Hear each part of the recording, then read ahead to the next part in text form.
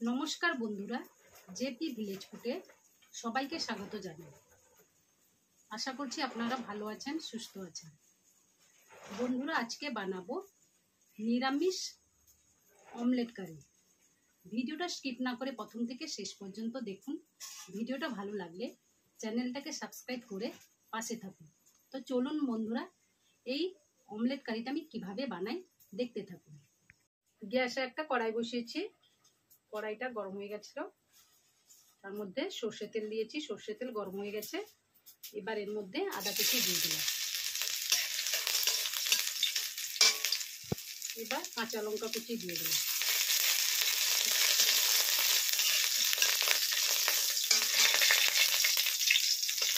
এবার এর মধ্যে সেদ্ধ করা আলু দিয়ে দিলাম।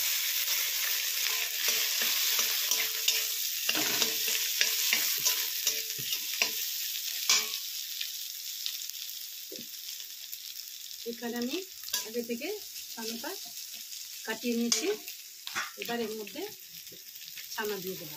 এখানে আপনারা পনিরও দিতে পারেন।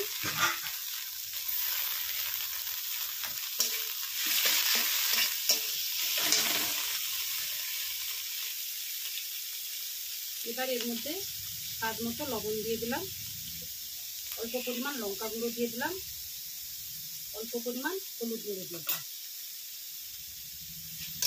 দিয়ে আলুর সঙ্গে সব মশলাগুলো ভালোভাবে মিশিয়ে দিই।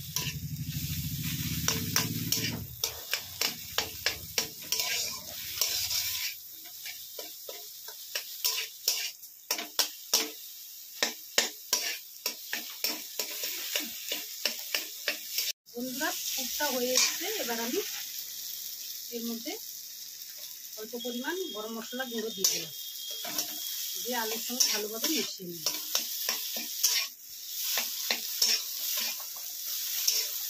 বন্ধুরা, আলুর পুরটা তৈরি হয়ে গেছে, এবার আমি গ্যাসটা অফ করে দিলাম, একটা বাটির মধ্যে তুলে নিই। বন্ধুরা, এখানে আমি পাঁপড় নিয়েছি, পাঁপড়গুলো ভালোভাবে জলে ধুয়ে নিব।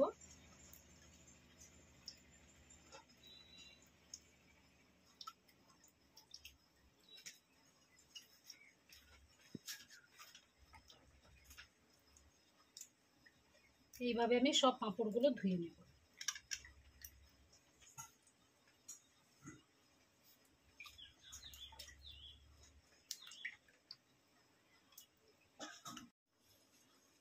বন্ধুরা, সব পাঁপড়গুলো জলে ধুয়ে নিয়েছি,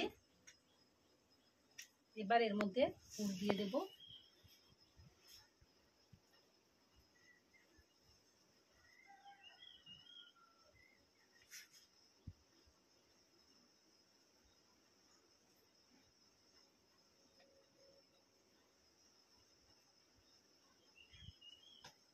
পাঁপড়গুলো একটু ছোট হয়ে গেছে, এর থেকে বড় একটু পাঁপড় হলে ভালো হয়। এবার আমি মুড়ে দেব।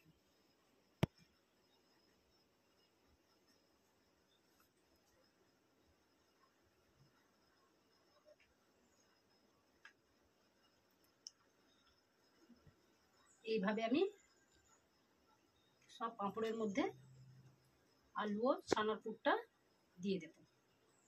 বন্ধুরা, সব পাঁপড়গুলোর মধ্যে পুর ভরে নিয়েছি, এবার আমি কড়াইতে সর্ষে তেল দিয়েছি অল্প পরিমাণ, এবার আমি পাঁপড়গুলো ভেজে নেব।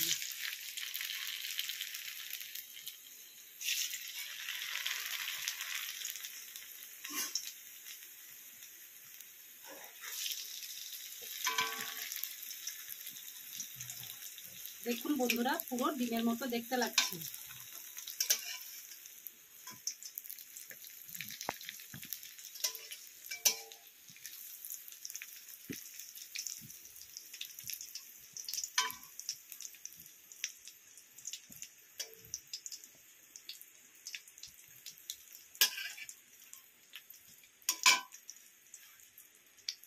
পাঁপড়গুলো ভাজা হয়ে গেছে,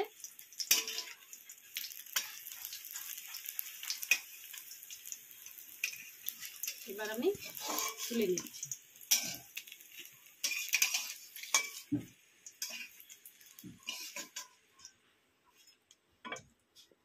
এইভাবে আমি সব পাঁপড়গুলো ভেজে নেব।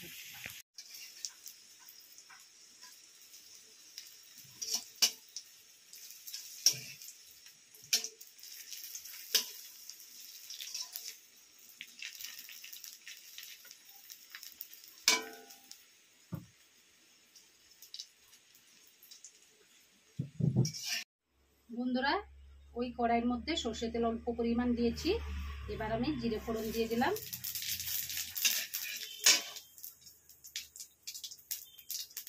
একটা টমেটো টুকরো দিয়ে দিলাম।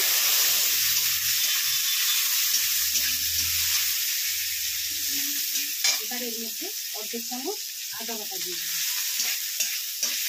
ভালোভাবে কষিয়ে নিই।